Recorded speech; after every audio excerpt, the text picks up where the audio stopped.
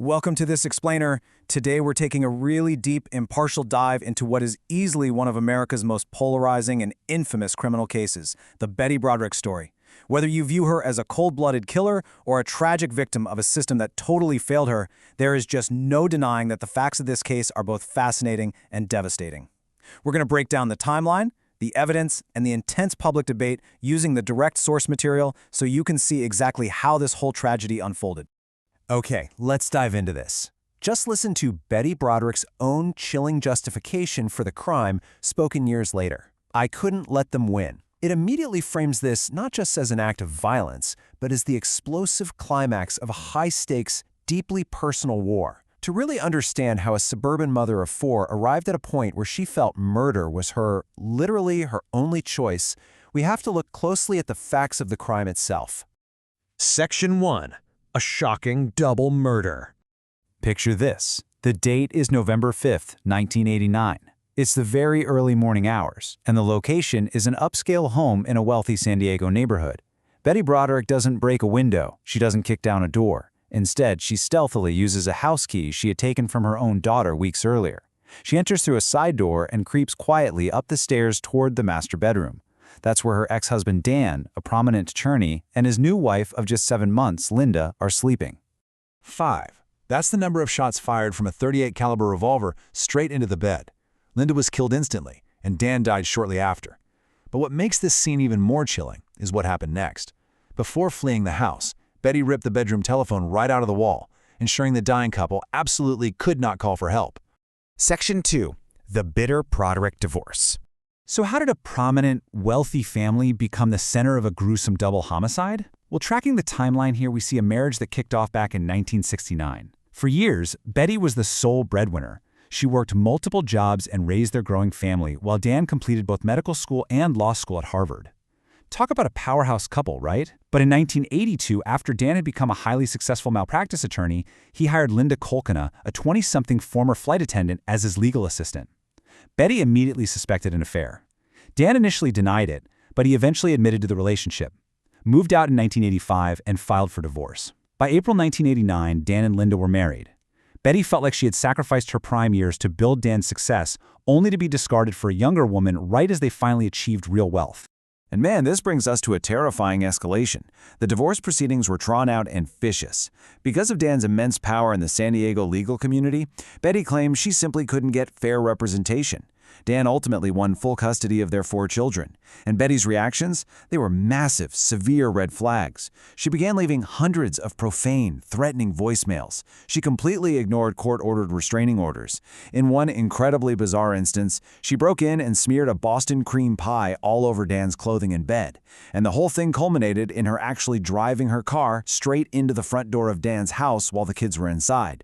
So, the actual breaking point? It happened the very day before the murders. Betty received a legal notice from Dan's attorney warning her of harsh repercussions, including losing all visitation with her children if she didn't stop her harassment. Betty later described the receipt of this letter as being like a fuse. She felt it was the ultimate provocation after years of what she deemed emotional abuse and financial manipulation. Hours later, she was standing in their bedroom with a revolver. Section 3. Trials and public divide. The fallout from these murders didn't just shock San Diego. It resulted in a nation split right down the middle. You know, the central societal debate of the early 1990s really boiled down to this one huge question.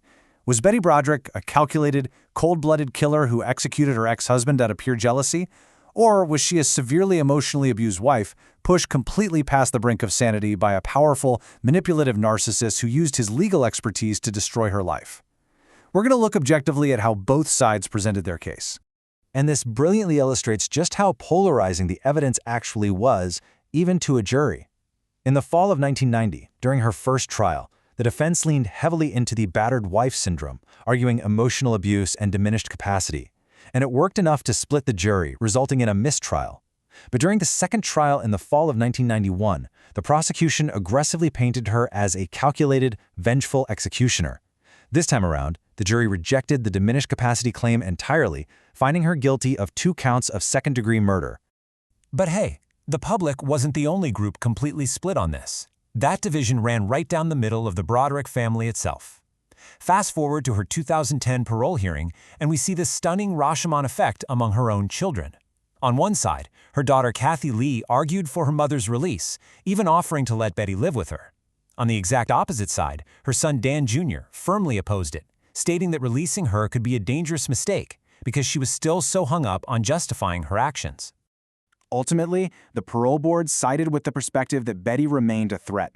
The commissioner delivered this incredibly harsh assessment, noting that Betty showed no significant progress in evolving past her 1989 mindset. Because she failed to show true remorse and literally continued to blame Dan and Linda for forcing her hand, she was handed the longest parole denial possible, a 15-year denial. Section 4. Telling on herself. Now, even behind bars, Betty absolutely refused to stay quiet. She actually reignited the public debate with her own memoir. In 2015, she released an autobiography titled Telling on Myself. In it, she framed herself entirely as the victim. The book details years of alleged coercive control, intense gaslighting, and the systematic destruction of her financial security. She portrayed Dan as a ruthless, sociopathic attorney who weaponized the legal system to erase her from his life, and Linda as a willing participant in her psychological torture. Now, what's really interesting here is how the book was received. If you look at the Goodreads reviews, the audience response perfectly mirrors that hung jury from 1990. Sympathetic readers felt her story highlighted the terrifying reality of coercive control and understood exactly how she was driven to insanity. Critical readers, however, pointed out that she still lacked any genuine remorse, continually played the victim, and even continued to hurl insults at her victims in print decades after she took their lives. Section 5. Death behind bars. Bringing us to the end of the timeline and the final chapter of the Broderick saga. In April of 2026, Betty suffered a fall at the California Institution for Women, resulting in broken ribs. Her condition quickly deteriorated as she developed severe septic infections. She was transferred to an outside medical facility, but the sepsis was just too much. On May 8, 2026, Betty Broderick died of natural causes at the age of 78. What's truly poignant here is that despite the fierce division among her children regarding her parole, her son confirmed that all 4 of her children were either by her bedside or on FaceTime when she passed away. 32. That is the incredibly heavy reality of the time she served. Betty Broderick spent over 32 years in a California prison.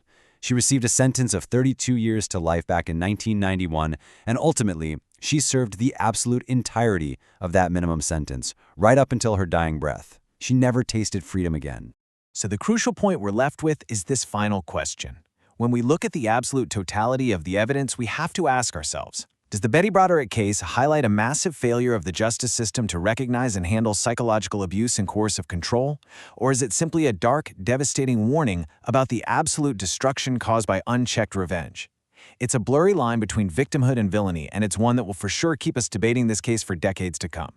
Thank you so much for joining me on this explainer, and as always, I encourage you to keep questioning the world around you.